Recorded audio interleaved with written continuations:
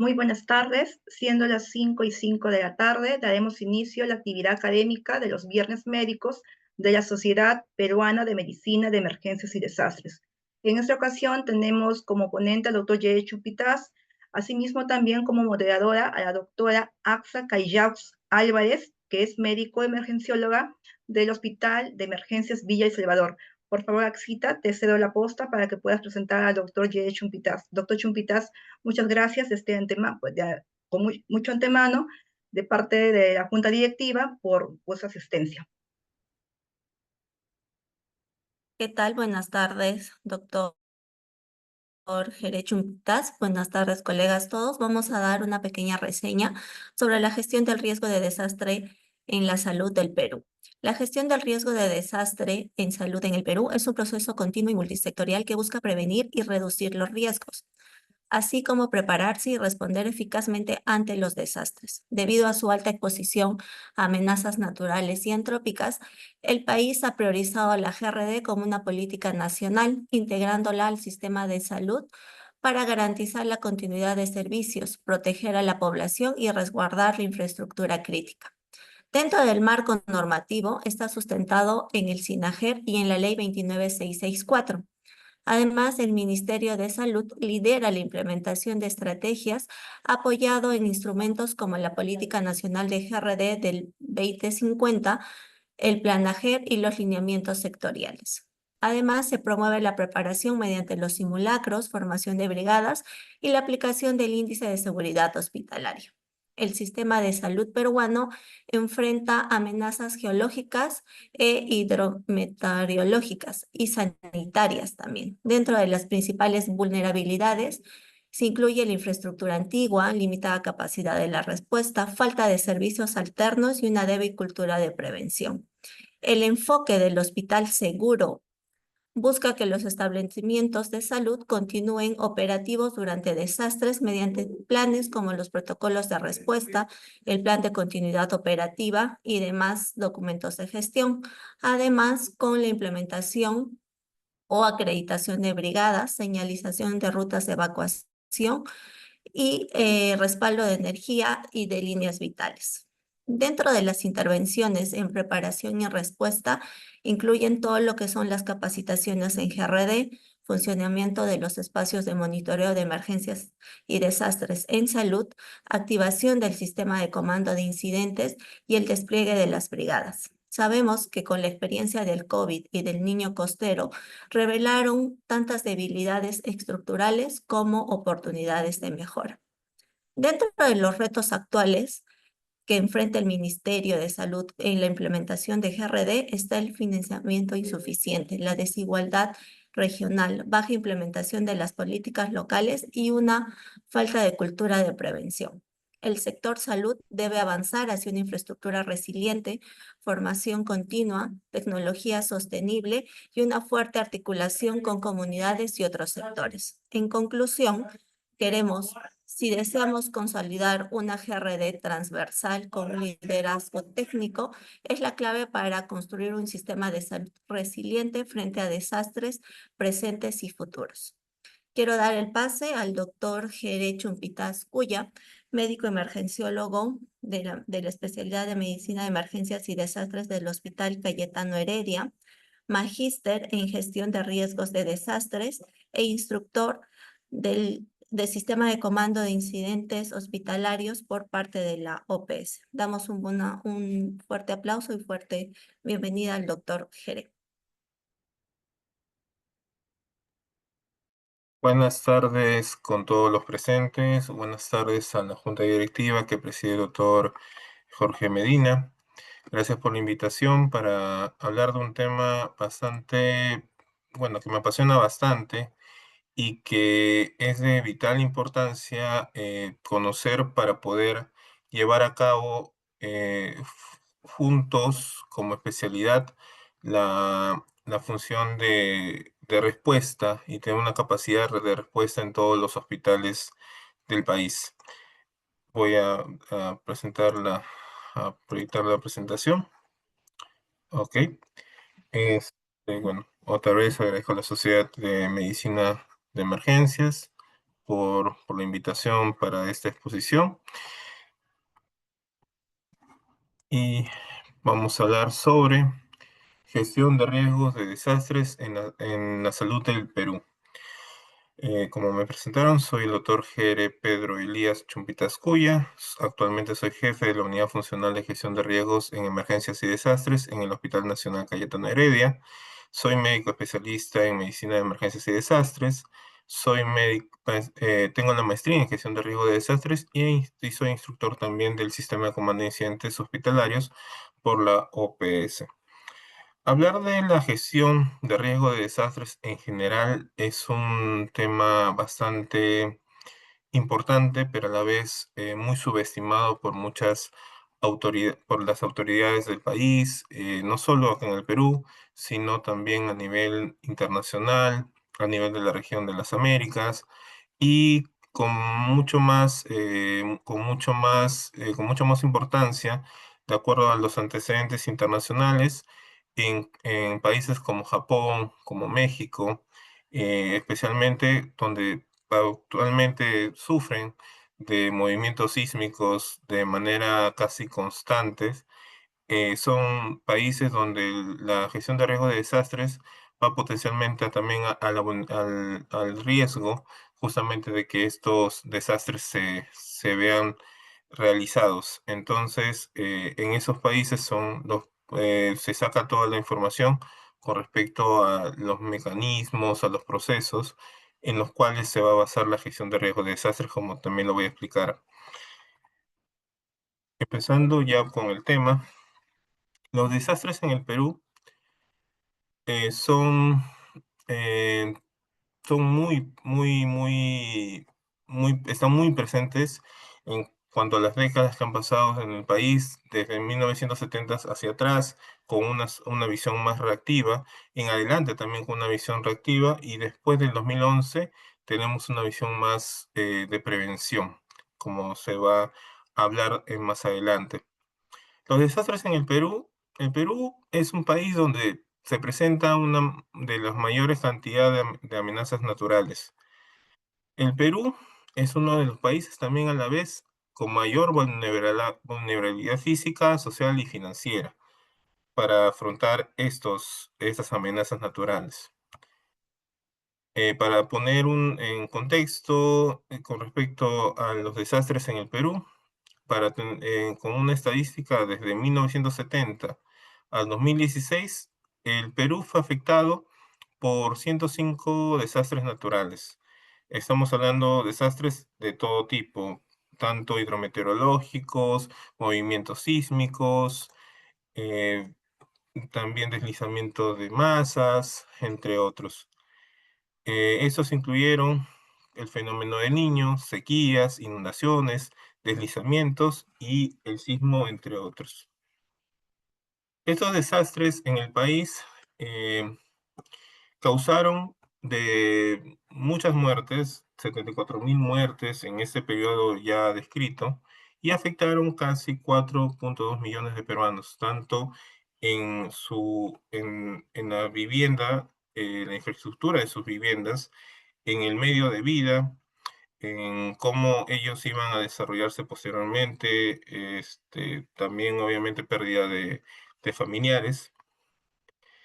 Y solo para poner en contexto, y solo uno de estos desastres que se presentaron en este periodo, el terremoto de Pisco en el 2007 significó para el país casi una pérdida de 250 millones de dólares. Estamos hablando, obviamente, no es tan importante el dinero que la vida humana, pero para saber qué tan importante y cuánto afecta tener una medida cuantitativa de cuánto puede afectar un desastre en el país, tenemos estas pérdidas que son bastante considerables para un país que no es del todo rico como el Perú. Entonces, las pérdidas que se tienen son generalmente a nivel económico, y como así como el terremoto de Pisco significó esa cantidad de dinero, también se estima que el Perú, en cuanto a los efectos de cambio climático que estamos viviendo en este momento, podemos hacer una estimación de cuándo el Perú puede perder en un periodo de, por ejemplo, de 2009 al 2050, que son alrededor de 850.000 millones de dólares, casi 6 a 7 veces el PBI, según los estudios del Banco Central de Reserva. También se estima que las pérdidas en el Perú, cerca de 4 veces el PBI, se pueden presentar hasta el periodo de 2025. O sea, de todo ese total de 7 veces la cantidad de PBI, solo hasta el 2025. O sea, estamos hablando que todavía faltan 25 años más, según lo estimado, y se va a seguir perdiendo dinero justamente por estos cambios climáticos. Es la referencia del PBI de 2008. Noticias como estas, que se ven, que casi en muchos casos no se toma mucha importancia, como que hay normas o que, eh, que pueden ir contra la parte de la informalidad, de la ubicación donde no pueden construir las personas. Entonces, hay leyes que evitan que se otorguen títulos en zonas vulnerables, pero a su vez hay otras normas que hacen que hacen que se entreguen estos títulos de propiedad en esas zonas justamente vulnerables, pues, poniendo en peligro a todas estas personas que se ubican en estas zonas, que se estima que el riesgo de desastres es bastante alto. A su vez, también tenemos noticias como que el Estado deja de invertir o usar millones de dólares, de soles, en prevenir el desastre. Entonces, son normas, son indicaciones que generalmente eh, se ven reflejadas en la mala preparación y las malas estrategias de prevención que se pueden tener a nivel de todos los ámbitos, no solo en el sector salud, sino a nivel de todos los sectores del país. Pero ¿por qué por qué tenemos que tener importancia en cuanto a gestión de riesgo de desastres en el Perú? Primero, por la ubicación del Perú. El Perú está ubicado en el cinturón del fuego del Pacífico. En esta localización se encuentra el 90% de las actividades sísmicas en el mundo. Es decir, el Perú, como país, está bajo esta ubicación, está expuesto a los movimientos sísmicos, pero a su vez también está expuesto a fenómenos como el fenómeno del Niño, las heladas, la actividad volcánica, sobre todo al sur del país, las heladas, los huaicos, entre otras amenazas. Esos solo son los desastres más frecuentes que hay en el país, pero de todas maneras estamos hablando en el contexto de amenazas naturales. También existen amenazas inducidas por el hombre, como son los incendios por mala ubicación, por mala preparación o por mala ubicación de algunos almacenes, por malas instalaciones eléctricas. Y también otros como conmoción social, como disturbios que también se presentan por la, por la causa del hombre. Entonces, estamos hablando que los desastres como causas antrópicas y como causas naturales interactúan y hacen que el Perú sea un país donde se combinan ambas amenazas y se produzcan muchos desastres. Solo para estimar que en estudios como el que estoy presentando, desde 1980 a 2000, se estimaron que el Perú era uno de los países con mayor posibilidad a, a posición de terremotos o movimientos sísmicos. Entonces, en esto le encabeza Japón, Filipinas, México, entre otros países, pero Perú también está localizado en esta lista de países en los cuales la exposición a terremotos es bastante frecuente. Y como mencioné, no todo el Perú ha sido impactado por desastres de movimientos sísmicos, sino como el fenómeno de Niño en 1983, el Mega Niño que fue en el 98. Tenemos también terremotos como en el sur en el 2009, en 2001, el fenómeno del Niño de 2017, el terremoto de Pisco de 2007, y en 1970, que fue una fecha clave, el 31 de mayo de ese año, donde ocurrió un terremoto en Nazca, pero a su vez también ocurrió el aluvión que desapareció la ciudad de Yungay. Este hecho fue uno de los principales para la especialidad de medicina de emergencias y desastres, justamente porque la visión cambió de lo que solo se estimaba a que podría ocurrir algo. En ese momento ocurrió el desastre. Y el desastre hizo que cambiara la visión a una visión reactiva, a reaccionar ante esos desastres. Entonces, en 1970 se creó en lo que es la defensa civil, lo que ahora es INDECI, y justamente de allí comenzó a nacer también la especialidad de medicina de emergencias y desastres, bajo este desastre que hasta ese momento era uno de los desastres más grandes que había ocurrido a nivel de la región de América. Cada uno de estos momentos, obviamente, se describen todos los desastres que ocurren en todo este periodo de tiempo, pero hay que ver el momento y cómo realmente lo vivieron todas esas personas, ¿no? Entonces, después de que ocurre el desastre, vemos esas noticias como el del niño costero del 2017, o hace poco, en el 2023, con relación al ciclón Yaku.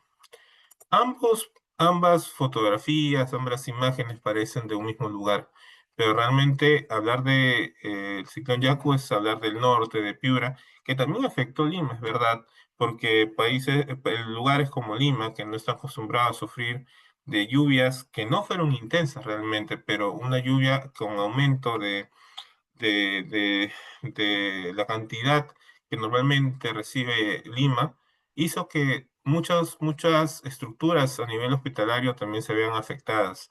Y, y lo que es netamente el niño costero de 2017, bueno, causó a nivel también de Lima bastantes estragos que también causaron daños en estructuras de los hospitales por inundaciones. Entonces, ambos fenómenos parecen iguales, pero realmente fueron distintos en tiempo y cantidad, porque el niño cosero casi fueron varios meses, casi el ciclón Yaku duró del mes de marzo hasta abril, y de ahí se siguió el niño global del 2023, pero menos mal, no fue tan intenso como en otros años. Otro de los problemas como desastres que ha vivido el país, no hay ni que decirlo, como el COVID en el 2020. El COVID en sí afectó bastante a varios países del mundo, entre los cuales está el Perú, y eso también demostró qué tan frágil somos en una red. Tenemos en el mundo una red compleja de unión de los países, de disposición, de cercanía, pero a su vez también es una red frágil que se vio reflejada con el COVID-19, donde el riesgo de esta interconexión que justamente se vio afectada hizo que los países se pongan a pensar si realmente qué tan frágil son ante esta pandemia y qué tanto pueden ser frágiles en un desastre. Porque en la pandemia también ocurrieron desastres, ocurrieron inundaciones, ocurrieron movimientos sísmicos. Entonces, esa interconexión donde se vio afectada cada país del mundo, también se vio afectada en cuanto a la economía, en cuanto a la respuesta también que se tenía en ese momento. Por eso es que muchos países, cuando estuvieron con sus sistemas de salud, estuvieron solo dedicados al COVID, cuando hubieron otros problemas, no supieron cómo responder a los problemas que se venían con el COVID.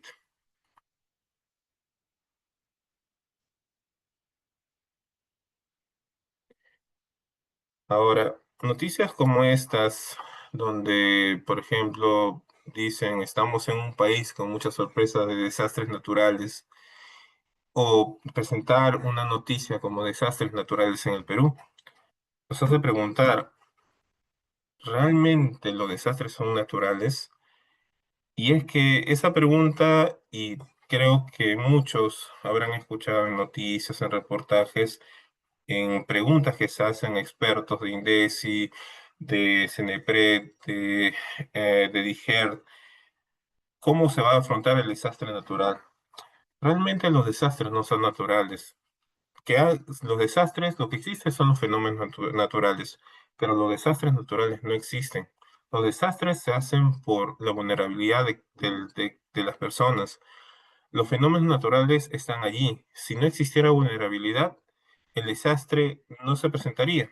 Por eso es que el desastre no es natural. Y eso nos hace ver, por ejemplo, esta imagen y pensar, eh, va a ocurrir lluvias intensas, pero ¿por qué están localizadas esas casas a la ribera del río? ¿Qué pasa si el caudal del río aumenta y hace que haya un deslizamiento de rocas en esa zona y que haya colapso de esas estructuras? ¿Qué pasa si llueve o hay un movimiento sísmico y comienzan a caerse esas estructuras?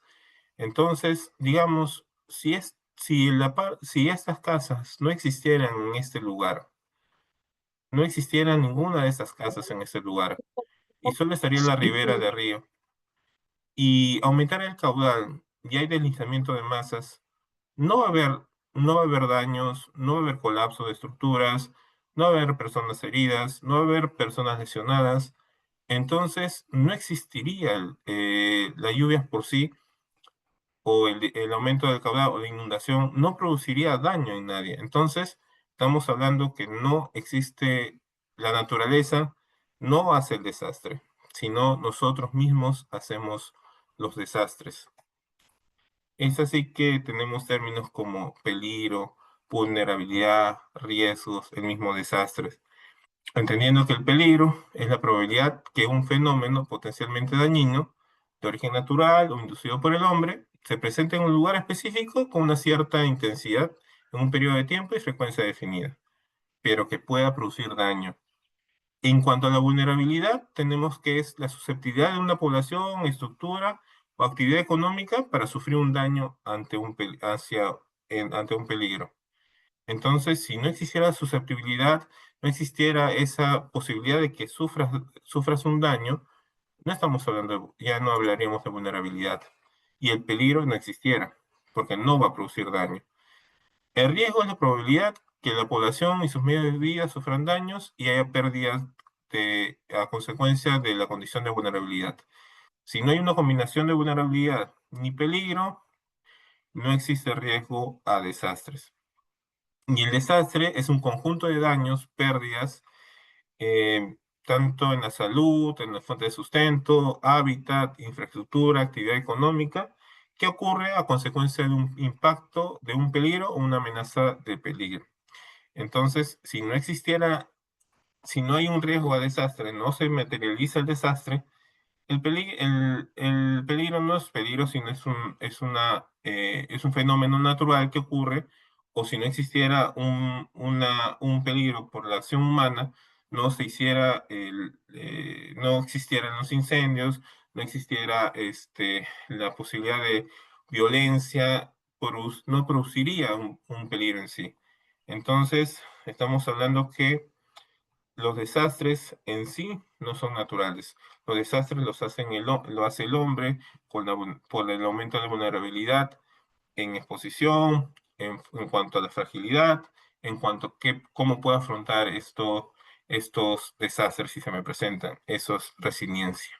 Y cómo puedo salir después de este desastre.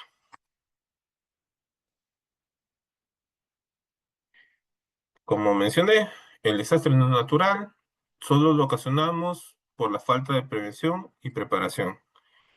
Entonces, teniendo en cuenta esto, la gestión de riesgos de desastres se enfoca netamente en lo que podría, en la prevención y la preparación para que el impacto o el desastre no sea como uno, o sea, no sea el punto como uno piensa que va a suceder, sino que la prevención y la preparación puede hacer que no haya el desastre o que el desastre no sea que no tenga tanto impacto como se pensaría que pudiera tener.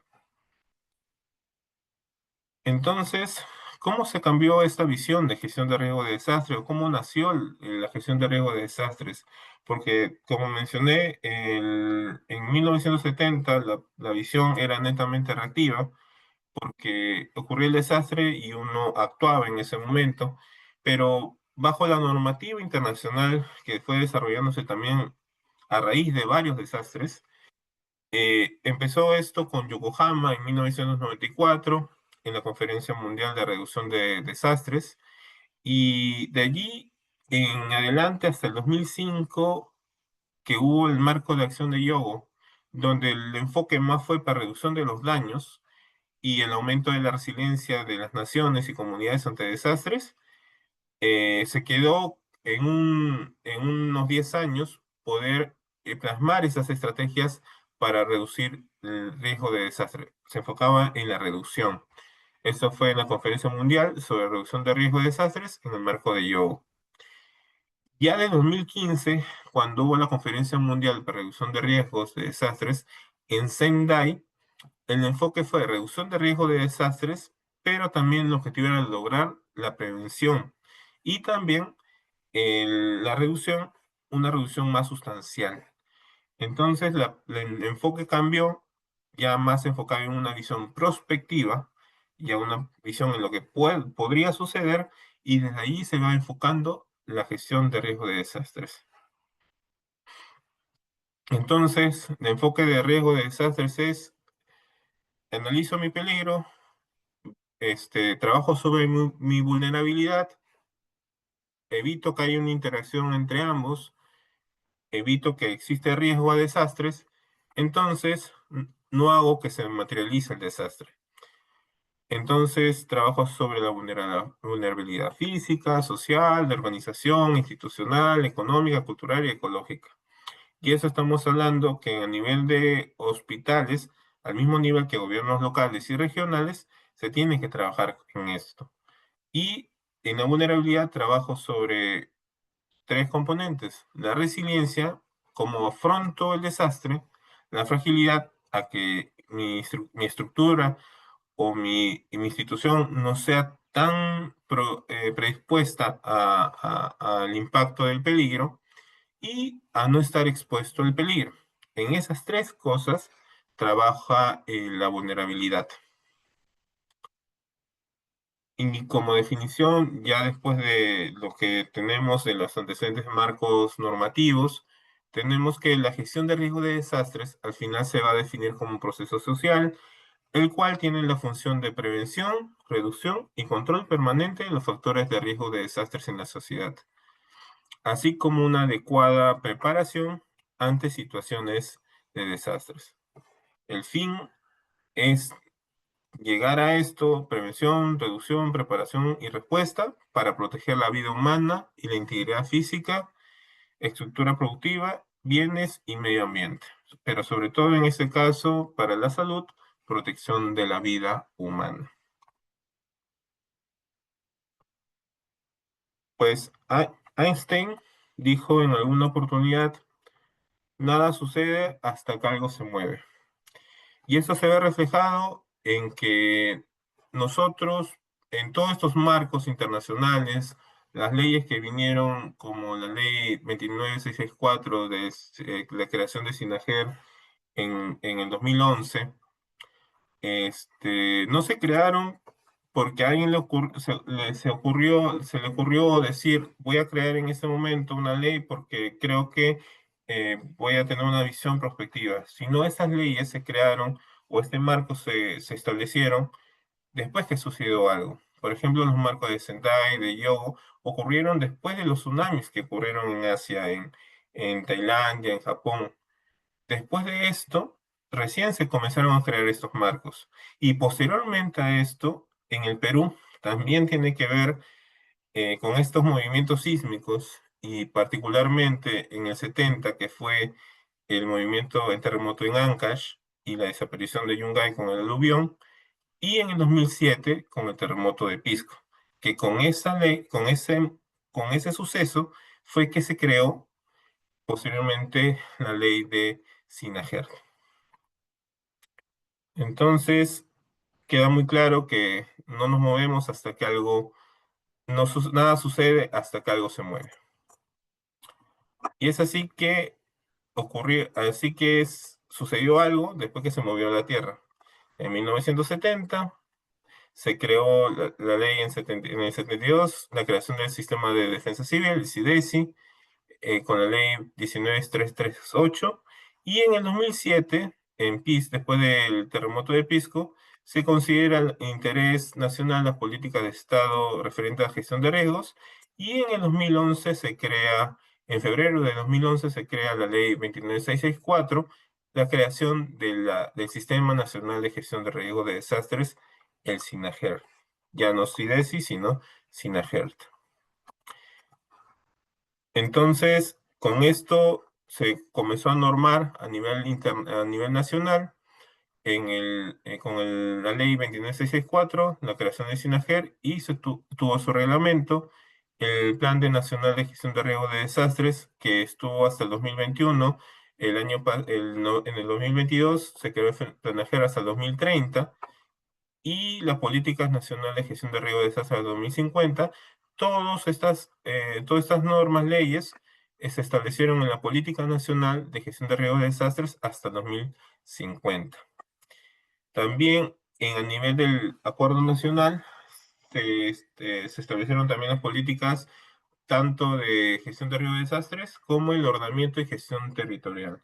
Un ordenamiento territorial que en síntesis busca hasta al final a tener una ciudad sostenible, o un lugar sostenible, o una institución sostenible, un desarrollo sostenible que logre que los hospitales sean seguros en el enfoque de salud. Y también la Política Nacional Multisectorial de Salud al 2030, Perú País Saludable, en el cual su objetivo prioritario 3, mejorar la condición de la vida de la población que generan vulnerabilidad y riesgos en la salud. Entonces, con esto también hay una política que incluye, de manera breve, pero que también indica que hay una disminución de la vulnerabilidad y posteriormente el riesgo. Solo para tener en cuenta dónde está el ministerio en en la estructura de SINAGER, entendemos que el SINAGER, Sistema Nacional de Gestión de Riesgo de Desastres, el ente rector es la presidencia del Consejo de Ministros, junto con bueno, es el ente rector, el Consejo Nacional de GRD, lo integran todos los ministerios, en eso incluye el MINSA, y la parte de gestión de riesgo de desastres está incluida la parte de gestión de riesgo de desastres del MINSA es la DIGER, la Dirección de Gestión de Riesgo de Desastres y Defensa Nacional. A su vez, CENEPRED, el Centro Nacional de Prevención, Reducción y Estimación de Riesgos, y INDECI son los responsables de coordinar bajo los componentes que les corresponden la parte de formulación e implementación de las políticas nacionales de gestión de riesgos en su componente, ¿no? En cuanto a CENEPRED, la parte de prevención y reducción, y INDECI, la parte de respuesta y rehabilitación y preparación.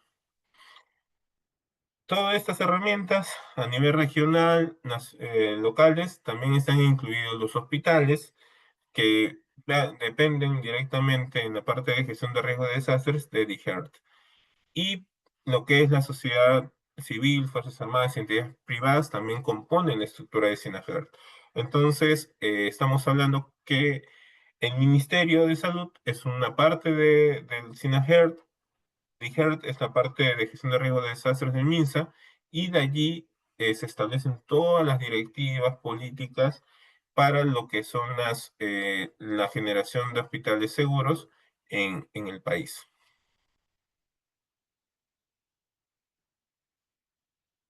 En cuanto a los componentes que describe la ley 29664, para poder entender cuál es la labor de INDES y CENEPRED, en cuanto a los componentes de gestión de riesgo de desastres, tenemos tres componentes.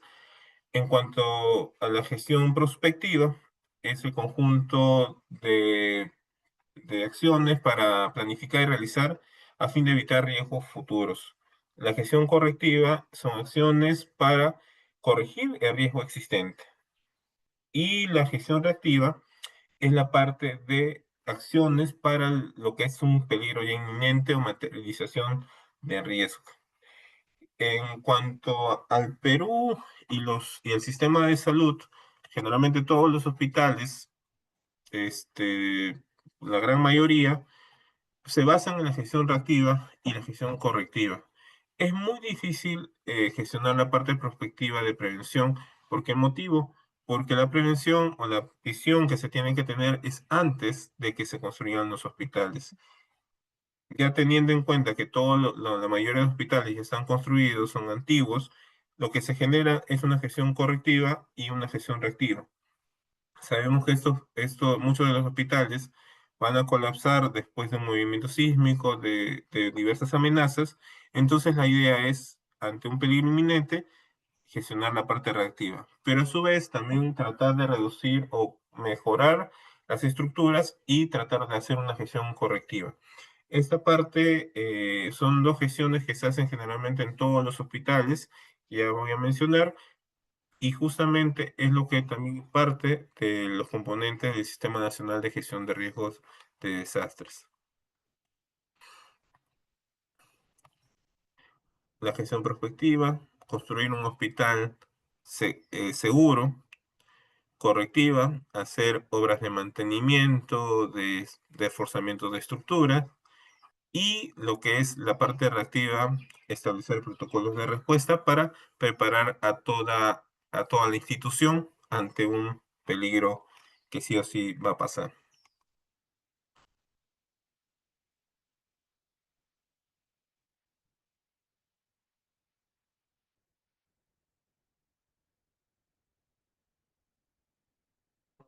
Por favor. Ahí. Ok.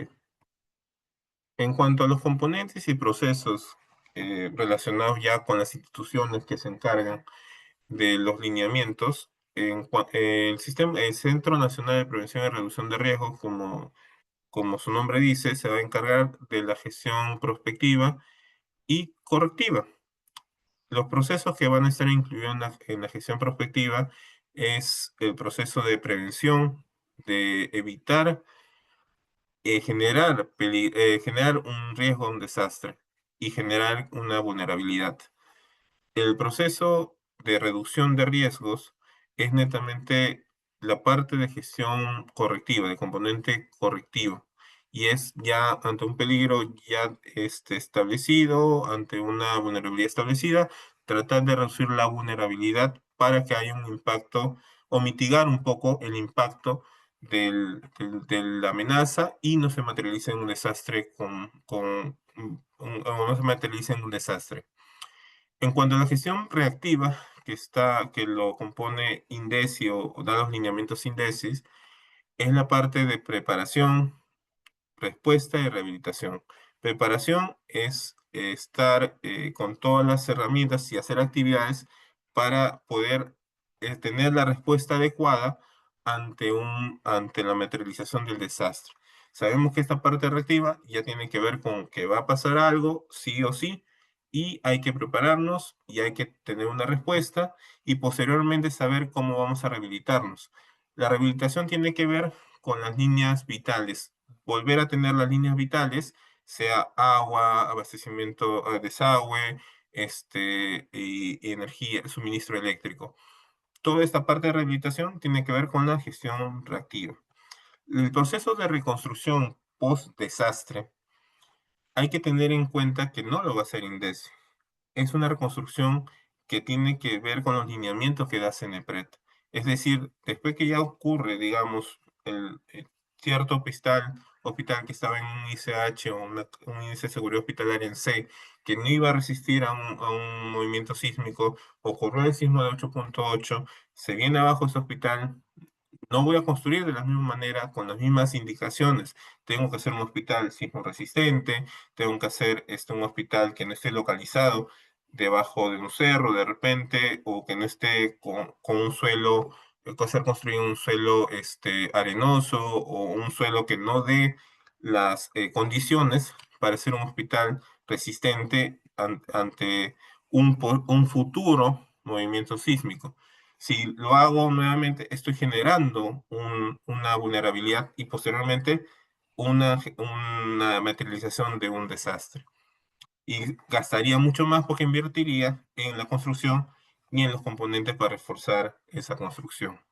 Entonces, esos son los componentes y los procesos que incluyen la gestión de riesgo de desastres. Ahora, específicamente, esta primera parte para generalidad de gestión de riesgos, componentes, todo lo que tiene que ver con la estructura del SINAGER en el Perú y después todos los componentes de las instituciones que se encargan de esto y dónde está localizado la parte del MINSA eh, y posiblemente todos los sistemas de salud. Hay que hablar netamente enfocados ya en lo que es salud y el cambio climático. Y el cambio climático entendiendo que tiene que ver con la presencia de más amenazas de las que nosotros podemos ver.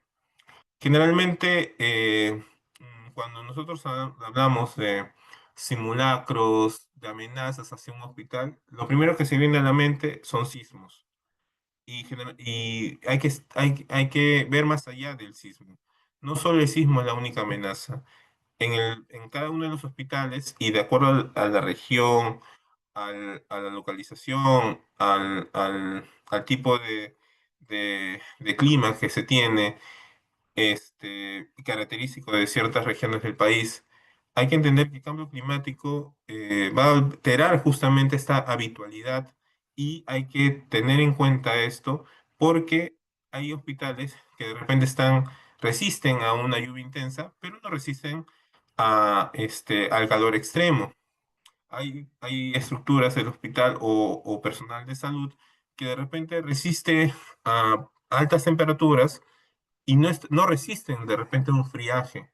Entonces, el cambio climático es una parte muy importante de analizar y poder tener en cuenta cuando hagamos nuestros planes de respuesta, cuando hagamos cómo vamos a responder ante un desastre. Entonces, la parte del cambio climático y salud es muy importante porque resulta que el cambio climático es una mayor amenaza en la salud mundial en el siglo XXI.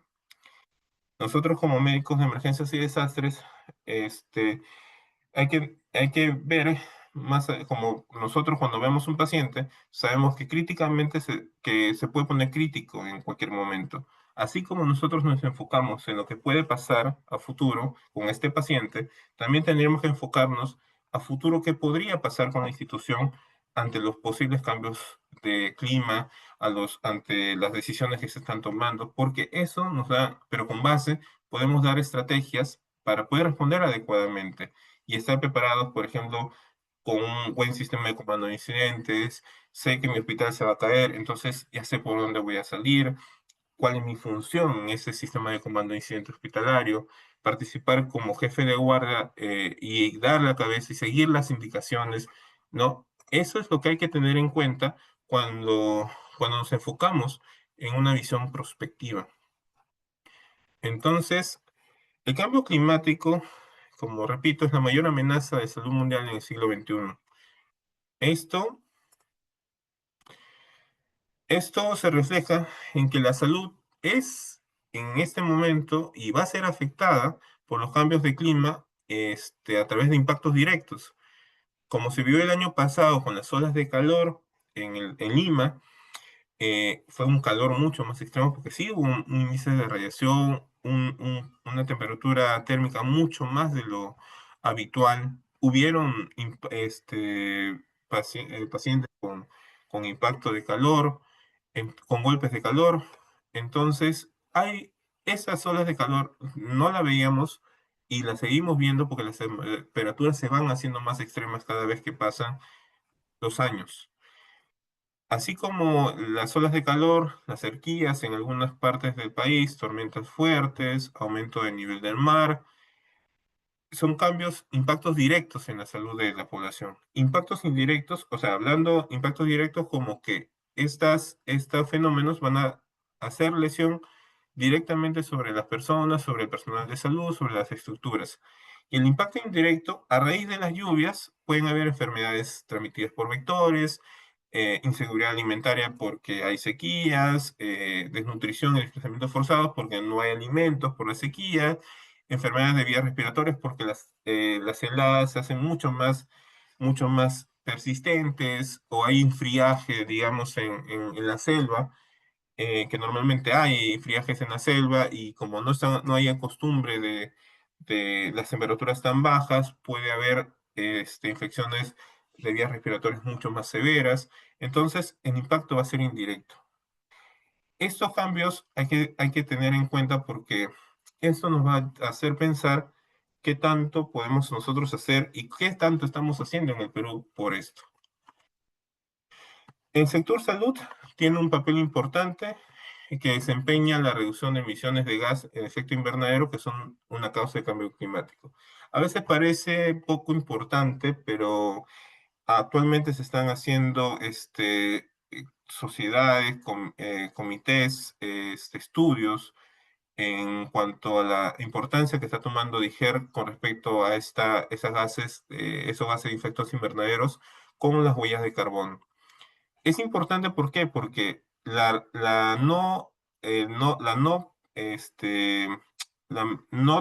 mejor trato de los residuos, de los residuos que botan los hospitales, las malas, la no dispersión o recolección adecuada de estos residuos van a generar un problema bastante grave en la salud de un país. Y acá en el Perú se está viendo que sí se está viendo afectado esto.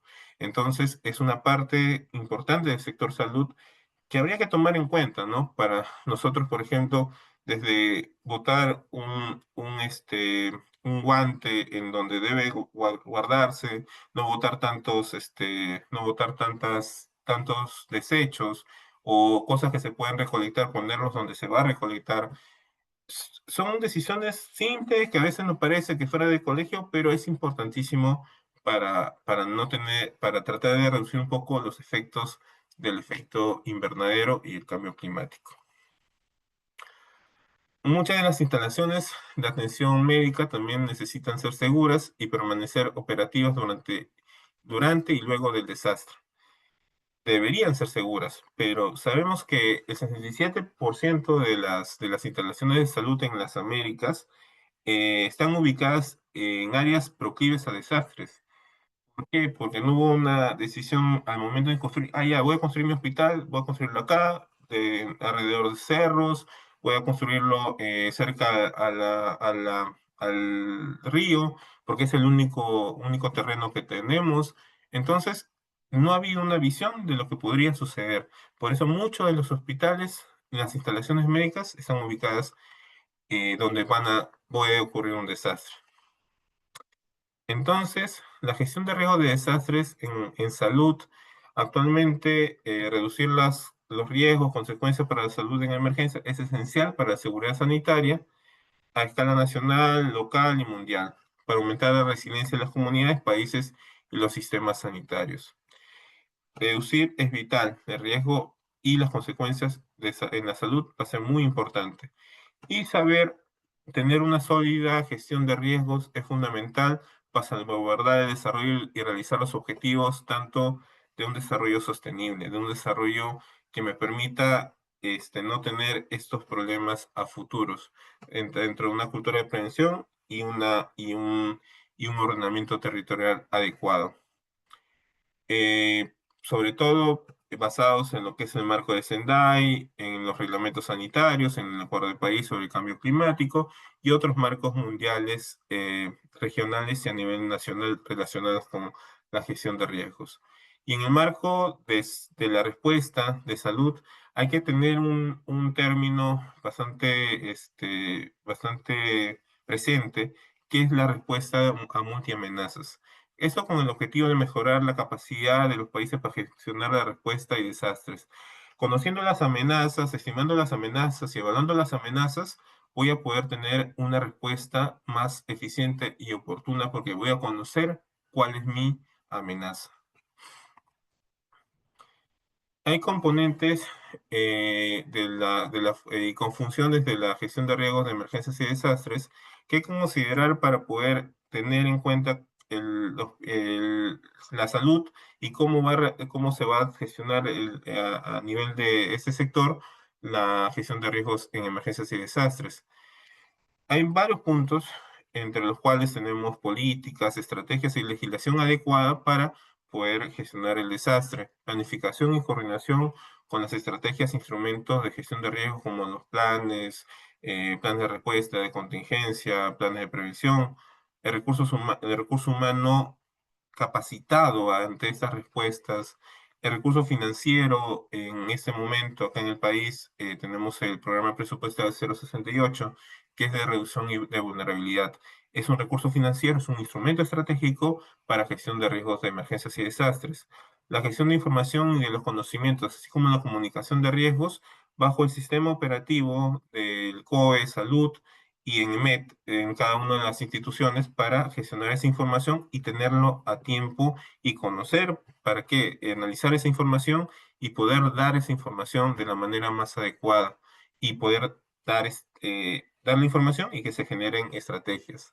La infraestructura sanitaria y logística tiene que ver con las estructuras de los hospitales, de la elaboración de ICH, de la elaboración de instrumentos que me ayuden a ver cuál es la realidad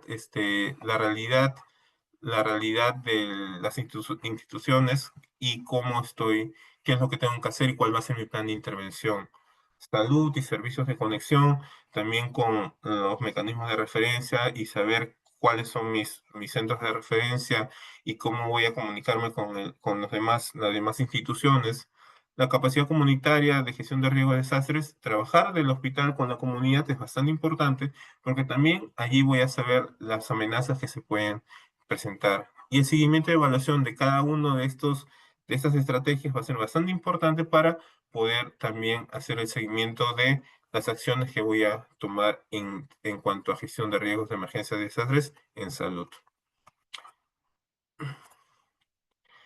Todo se resume en una esfera de acción y estrategias, estableciendo un sistema de vigilancia, alerta temprana y otras alertas, una preparación frente a emergencias para responder a todas las amenazas en el sistema de salud, y tener hospitales y establecimientos de salud resilientes que sean seguros y sostenibles y que puedan seguir funcionando después de una emergencia o desastres.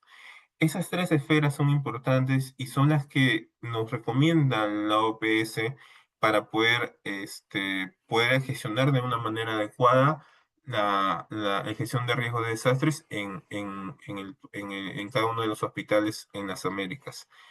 Ahora, viendo la realidad en el Perú, hay que aterrizar en cómo estamos ahora, qué es lo que se está haciendo, de repente qué estoy haciendo en el hospital, cómo se proyecta lo que se va a hacer a nivel de DIGER, de otras instituciones.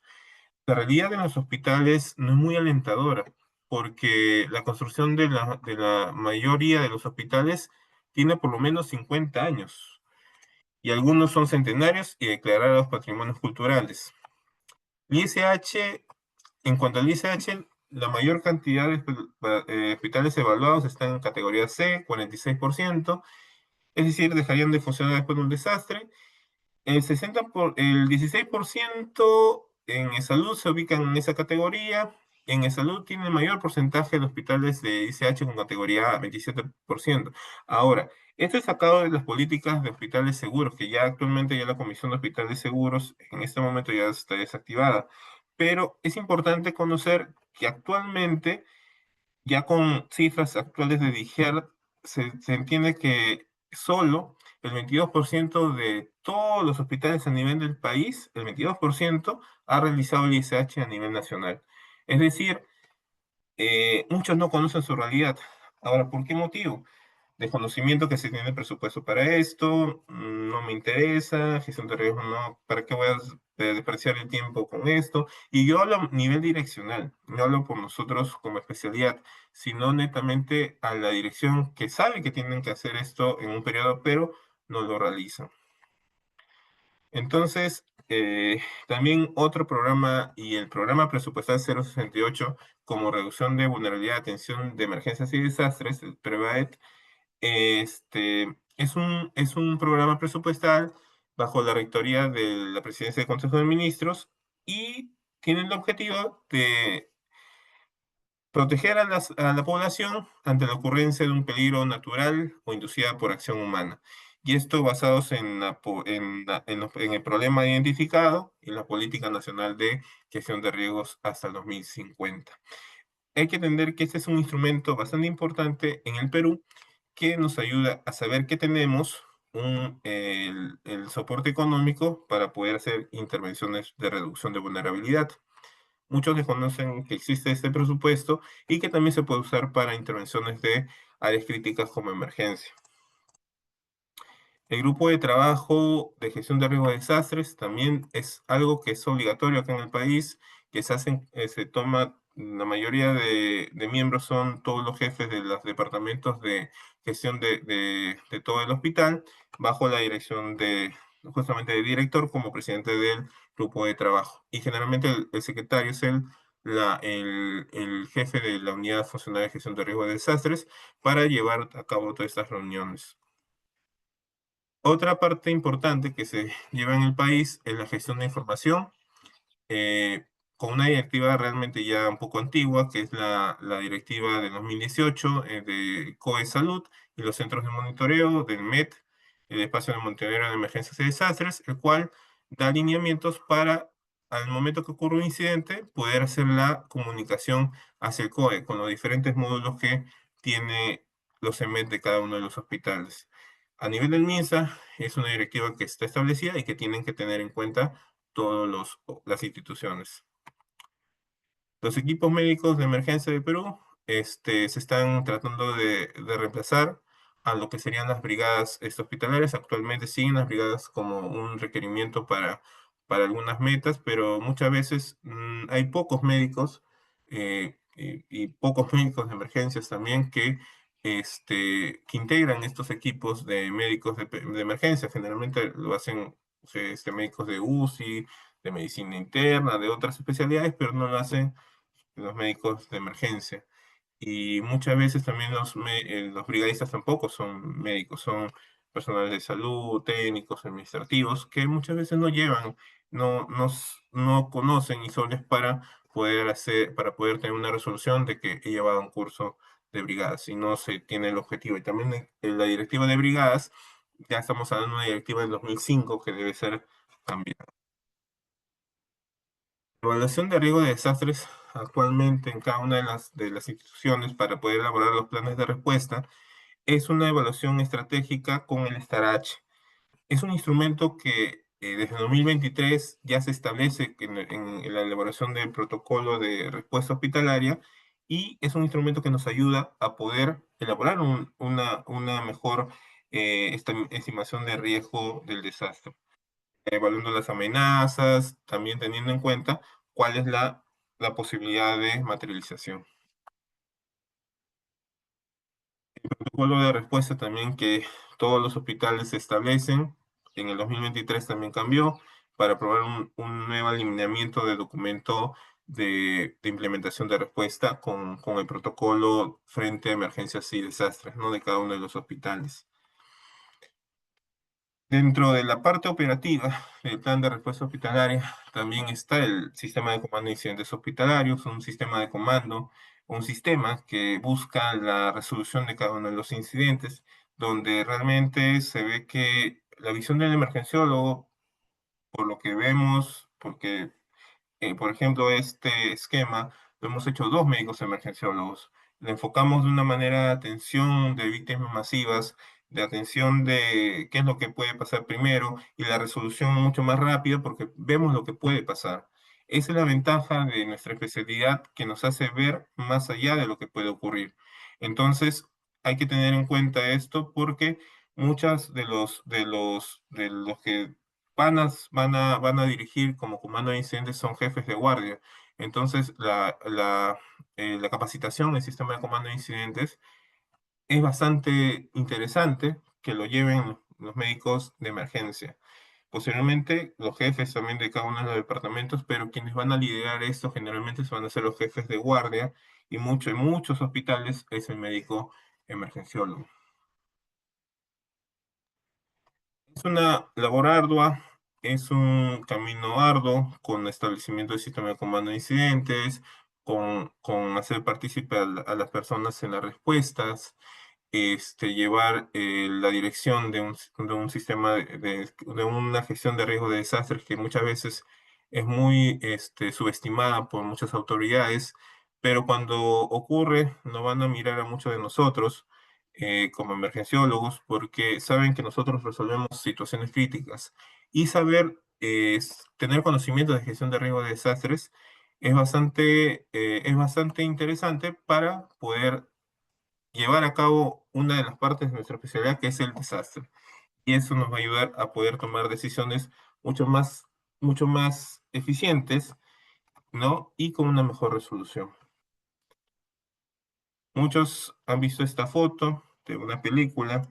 Esa es una película que se llama La historia sin fin.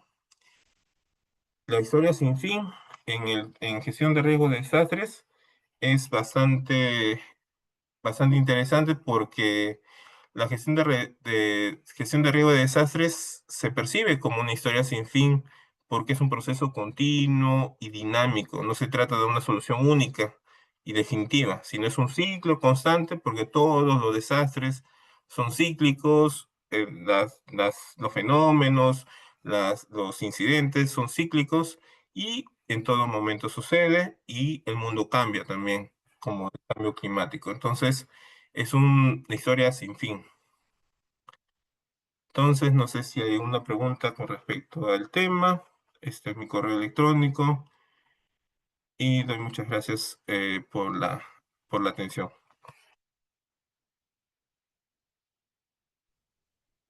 Bueno, damos las gracias al doctor Jerez Chumpitaz por la magnífica ponencia.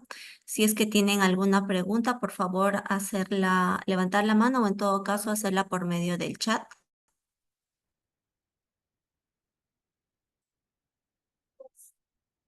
Bueno, yo particularmente tengo una pregunta. Doctor, quería preguntarle a usted con su amplia experiencia, ¿cuál es la estrategia que usted podría plantear para propagar o para difundir la cultura de prevención de GRD en los funcionarios públicos de los diferentes hospitales o cuál ha sido la estrategia que usted ha utilizado para promover la cultura de prevención en su hospital? Ok, muy buena consulta.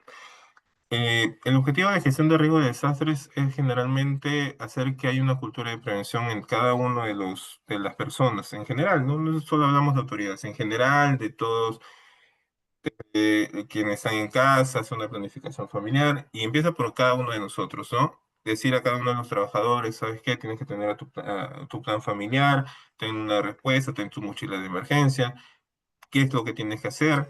Y muchas veces lo que se ha visto y que impacta en los funcionarios es darles a conocer lo trágico que puede pasar, qué es las consecuencias graves que pueden ocasionar un desastre, ¿no? Entonces, explicándole con una base, ¿sabe qué, señor director?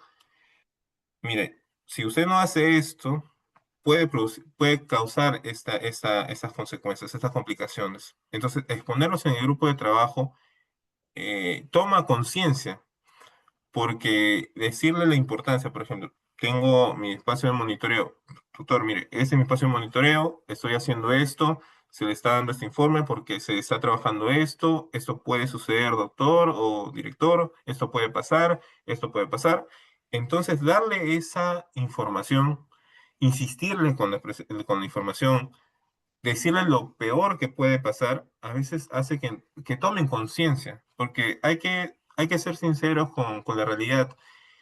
Y muchas de las autoridades no tienen conocimiento de gestión de riesgo de desastres, dejan pasar algún problema, toman a veces decisiones que van contra la vulnerabilidad del hospital, y a veces hay que hacerles entender, mira, esto, si no se tiene esto, va a pasar esto.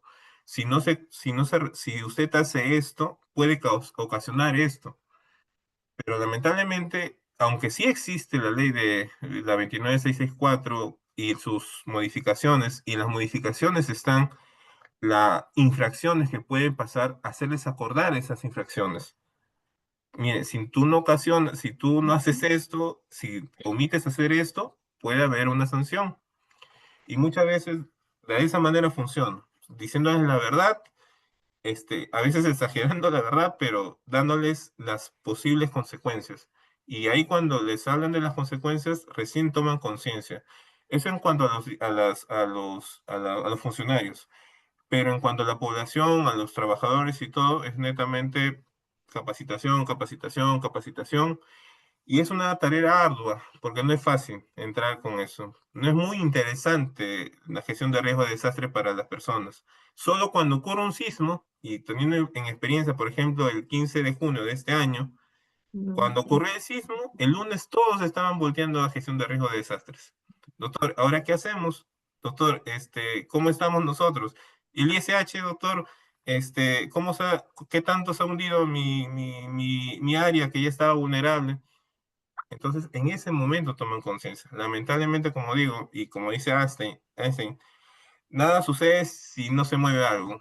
Y eso es lo que pasa. Si no se mueve algo, si no pasa algo, lamentablemente estamos todavía con ese chip acá metidos de una gestión reactiva, reaccionar a lo que puede suceder.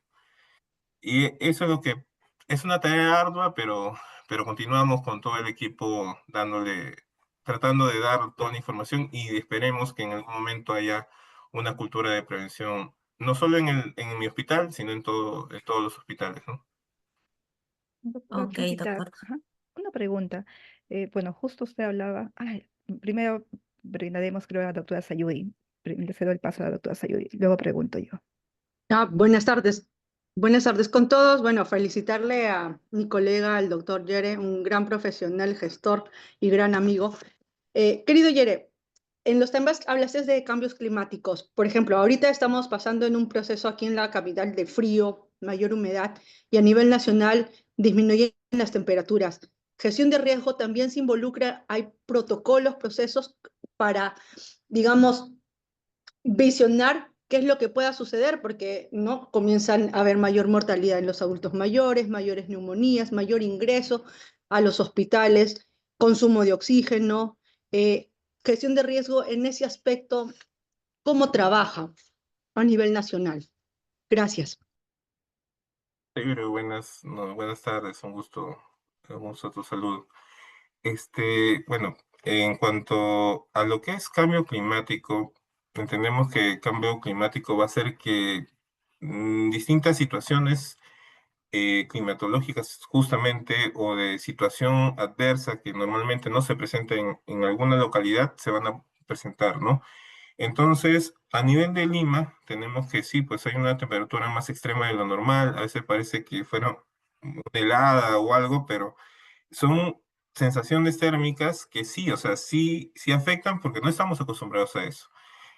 Y realmente lo que es gestión de riesgo de desastres en un hospital, particularmente, y es lo que está establecido en la norma, nosotros la parte de MET, la parte del espacio de monitoreo de emergencias y desastres, que a veces uno ni conoce en su institución dónde estará EMET, ¿no? Pero generalmente en el MINSA están obligados a tener un EMET.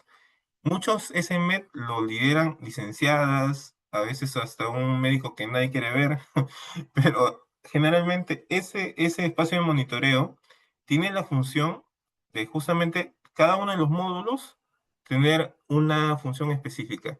Y hay un módulo de monitoreo en el cual nosotros nos basamos en instituciones técnicas, ¿no? Como es el CENAMI, como es el IGP, los bomberos, la policía en muchos casos. Entonces, eso que tenemos como información con las alertas, también el ENFEN, que es el Centro de Fenómeno del Niño o Fenómenos del Niño, entonces todas esas informaciones, alertas que van presentándose, nosotros lo consolidamos y tenemos esa información y con eso analizamos qué es lo que puede pasar. Ya, porque esas alertas que nos dan para unos días, para varios días. Entonces, nosotros sabemos, ¿sabes qué? Va a haber lluvias intensas o va a haber una llovizna en Lima, generalmente en tal fecha. Entonces, puede ser que suceda, pero como tenemos esa información, lo consolidamos y le informamos. ¿Sabes qué, director? Va a ocurrir lluvias intensas, por si acaso. Tu estructura ya colapsó la vez pasada. Tienes esa información, hagan algo, refuercen el techo, tengan cuidado con eso.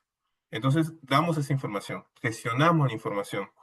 Entonces, damos esa oportunidad de tratar de ayudar. Sucede, no sucede, pero ya nos estimamos que puede suceder, entonces ya lo estimamos, lo evaluamos y mandamos esa información. A nivel total, en los planes de respuesta se hace la evaluación con Star H. Y ahí también se estiman todas las amenazas internas, externas del hospital y también se tiene lo que puede pasar. Entonces, vamos consolidando esas informaciones y vamos dando esa información a la dirección, a las áreas correspondientes para que tomen las decisiones. Es verdad, a veces puede ser que se atine, puede ser mucho más la intensidad de lo que se predice, pero es importante tener esa información. Y hay que entender también que gestión de riesgo de desastres no es solo una persona, ni es una institución.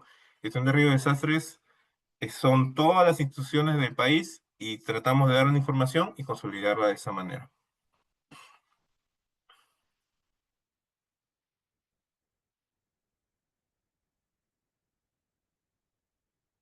Bueno, damos pase a la doctora Rosita para su pregunta. Hay una pregunta en inbox, Axita. Ok, sí, perdón. La pregunta es de Andrés. Buenas noches, doctor. ¿Cuántos hospitales tenemos con buena estructura ante un sismo de alta magnitud? Ok, acá, bueno, yo tengo las cifras totales, pero a lo que en Lima, generalmente los hospitales emblemáticos o los principales tienen categoría B y C. O sea, casi ningún hospital de Lima metropolitana, del MINSA estoy hablando, tienen categoría A. Son los nuevos hospitales creados, construidos en los últimos años, que sí tienen categoría A, pero, por ejemplo, hablar de Loaiza, hablar de 2 de Mayo, hablar del Cayetano Heredia, hablar de hospitales como el Callao también, que tienen una vulnerabilidad de categorías de B para C. El Hospital Cayetano Heredia actualmente tiene una categoría B. Entonces, nosotros tenemos que hacer intervenciones para poder pasar y continuar con una categoría B, porque hay que entender que conforme van pasando los años, la categoría también baja, porque la antigüedad aumenta y las estructuras colapsan mucho más. Entonces, eh, ahorita específicamente los nombres de los hospitales que son categoría A en el MINSA, no tengo ninguno en Lima. Categoría A en salud, si no me equivoco, es el Hospital Revaliati, una parte, y el hospital de Villa El Salvador, si no me equivoco. Pero Minsa. los demás hospitales no tienen categoría A. Y y todos están ubicados justamente cerca, Loaiza con Cayetano, el instituto, discúlpeme, Loaiza claro, con Cayetano, Loaiza, 2 de Mayo con la maternidad. Son hospitales que lamentablemente van a colapsar. Y lo único que se puede actuar en ese momento, como dije en algún momento de la exposición, es la reducción nada más. No se puede más que mitigar. No se va a poder hacer más. Y muchos son declarados también patrimonio cultural. Y es peor actuar ahí también. Entonces, es muy difícil. Pero lamentablemente lo único, por eso insistimos mucho en establecer comando de incidentes y la respuesta. Eso es muy importante, sobre todo nosotros como emergenciólogos. Doctor Chompitas, buenas noches. Tengo dos preguntas. Uno es, bueno, en una ocasión, después que expuso el doctor Olivera, una de las personas que participó en el curso preguntó posteriormente ya vía Face con respecto a cómo hacer lo que es o cómo realizar su hospital, porque ella mencionaba ahí, mi hospital no tiene ISH, no tiene índice de seguridad hospitalaria. ¿Cómo yo puedo hacer para poder gestionar dicha valoración para mi hospital? Usted acaba de mencionar recién de que cada cierto tiempo hay una recategorización del ISH. Entonces, ¿cuáles serían los requisitos para poder realizar esto en caso de que uno quiera recategorizar o en caso de que no tenga lo que es el ISH? Esa es la primera pregunta. Y la segunda pregunta es, muy bien usted mencionó, en verdad, me encantó la exposición, como bien somos, bueno, hay una buena cantidad de emergenciólogos que amamos la parte de GRD, la parte de COVID. No solamente ese cambio climático, sino en el COVID prácticamente desenmascaró gran cantidad de las falencias del sistema sanitario peruano. Entonces, en el caso del COVID, donde tuvimos que nosotros hacer uso de una adecuada SSI para poder ubicarnos adecuadamente y ver cómo podíamos manejar una gran magnitud de pacientes de una enfermedad que prácticamente desconocíamos en ese momento. En el caso de lo que es la pandemia, si es que por algún motivo se pudiese nuevamente repetir algo similar, pero quizás no pues como de un índole infeccioso, sino más que todo víctimas masivas, ¿cómo tendríamos que actuar nosotros desde el punto de vista de gestión de riesgos? Esas son las dos preguntas, doctor. Ok, muchas gracias. En cuanto al ICH, la unidad de cada uno de los hospitales de gestión de riesgo de desastres, tendríamos que localizar cada una de las unidades. Tendría que nacer de allí también la utilización del presupuesto. En nosotros, particularmente en Cayetano Heredia, tenemos el presupuesto del 068, que todos lo tienen, y entre las actividades está la realización de evaluación de estudios de vulnerabilidad. En ese ítem de estudio de vulnerabilidad se considera el ICH, y allí hay un presupuesto para hacer el ISH. Para eso se tiene que tener, porque son tres profesionales que hacen el ISH. La parte del gestor de riesgos, quien tiene la capacidad, o sea, tiene una capacitación para eso, el gestor de riesgos. El otro es el arquitecto, que ve la parte no estructural, y la parte estructural lo ve el ingeniero civil. Los tres tienen que tener una capacitación. Ahorita está establecido así, tienen que tener una capacitación y estar certificados para la evaluación de ISH. Mi persona hace un mes, 2 meses, hizo la capacitación y certificación de ISH.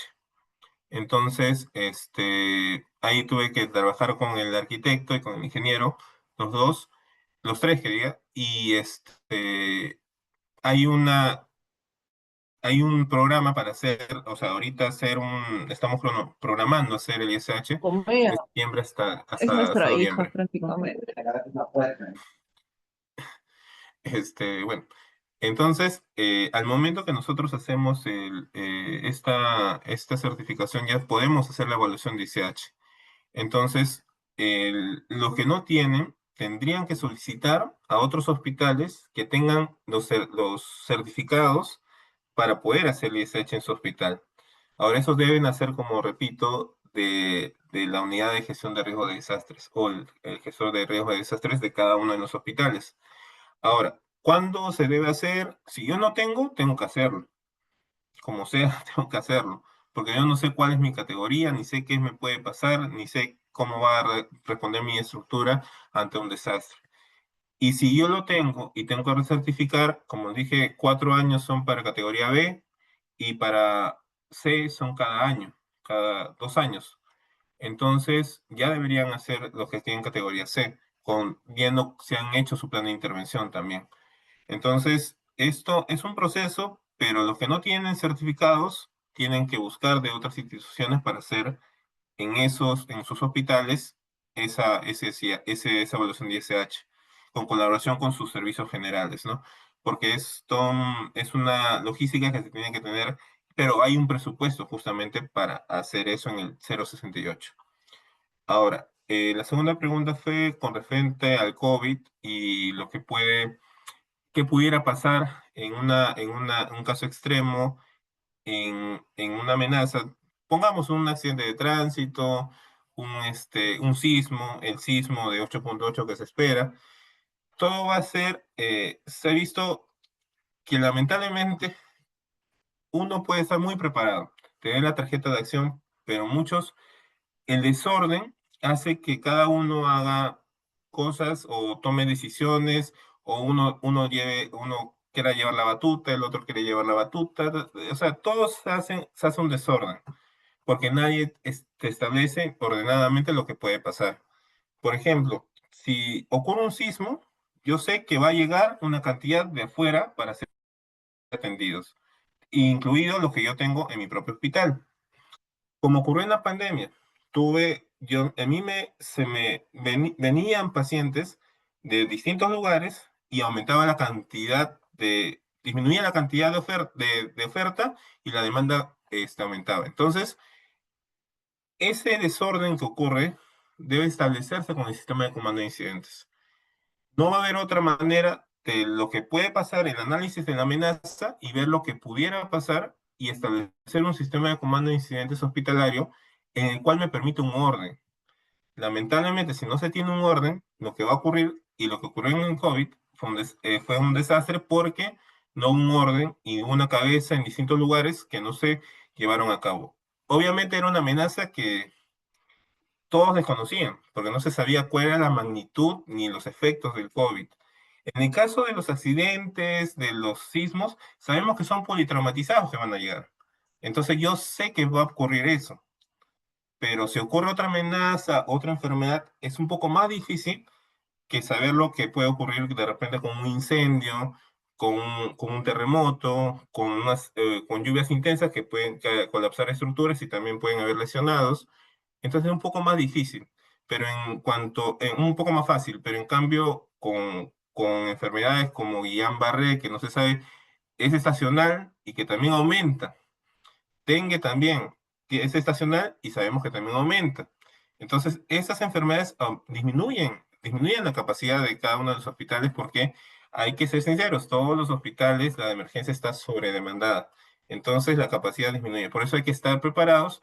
Ya con el COVID tuvimos algo más extremo, pero el sistema de comando de incidentes es algo vital para la organización y la parte operativa de todas las instituciones.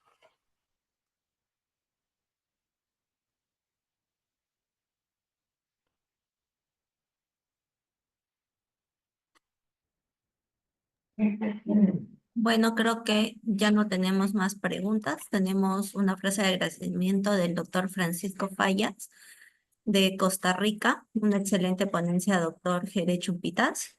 Bueno, doy el pase a la doctora Rosa, agradeciéndole, doctor, por su excelente ponencia. Doctora Rosita, le doy el pase. Gracias. Ya, gracias, Axita. Doctor Chunquitas, muchas gracias. Desde la Sociedad Peruana de Medicina de Emergencias y Desastres, le damos un agradecimiento grande a usted. Así también vamos a brindar ahorita las palabras al doctor Jorge Medina, quien quiere brindarle un agradecimiento en especial. Doctor Medina, ¿está usted ahí? Doctor Medina. Gracias, Rosita, por el Doctor, pase. buenas noches, doctor. Bueno, gran Yere, un gran amigo, un gran profesional, hemos trabajado juntos. Excelente tu exposición, Yere. Creo que en este poco tiempo que hemos tenido esa excelente exposición, hemos escuchado y estamos recordando muchos momentos que todos hemos pasado en los diferentes eventos que hemos tenido. Y lo único que nos queda es saber y aprender siempre de que nos quede siempre el problema que todos los días tenemos en nuestros hospitales, que nuestros hospitales deben ser seguros. Y un hospital seguro es aquel que debe de trabajar aún después del desastre, aún después del terremoto 8.8, que sus líneas vitales, el agua, la luz, el teléfono, comunicaciones, esté funcionando. Y gracias, yo creo que esto no es solamente de una charla, sino debe ser un curso obligatorio. Bueno, en algún momento alguien lo dijo, debe ser incluso enseñado en las escuelas, en los colegios o en la universidad. Es un problema prácticamente nacional y que todos lo vamos a pasar y que causa bastante mortalidad. Bueno, finalmente quiero agradecerte nuevamente, Yere, y a todos los que nos acompañan siempre en estas charlas educativas, tanto a nivel nacional como internacional. Gracias, Yere, muchas gracias. Gracias, Rosita, por darme el pase. Ya, doctor. Muchas Mm, gracias, doctor Medina. Ya. Gracias, doctor Chumpitaz. Gracias a todos los invitados el día de hoy. Asimismo, también les invitamos para el siguiente viernes médico para poder llevar a cabo nuestra actividad de las conferencias internacionales. Estará con nosotros el doctor Max Morales Mora, desde el país de Costa Rica. Gracias, doctor Francisco Fallas, por estar el día de hoy presente. Él nos brindará el tema de paro cardíaco traumático y reanimación endovascular. Gracias, doctor Chumpitaz. Gracias a toda la audiencia. Por favor, doctor, puede despedirse para poder dar por terminado la sesión del día de hoy. Ok, muchas gracias al doctor Medina, a la Junta Directiva, gracias por todo por la invitación. Bueno, muy agradecido por la exposición. Es un tema muy interesante para mi persona, es bastante apasionante también. Gracias a todos por la atención prestada y bueno, hasta otra oportunidad. Hasta luego y muy buenas noches. Hasta luego. Chao. Buenas noches a todos.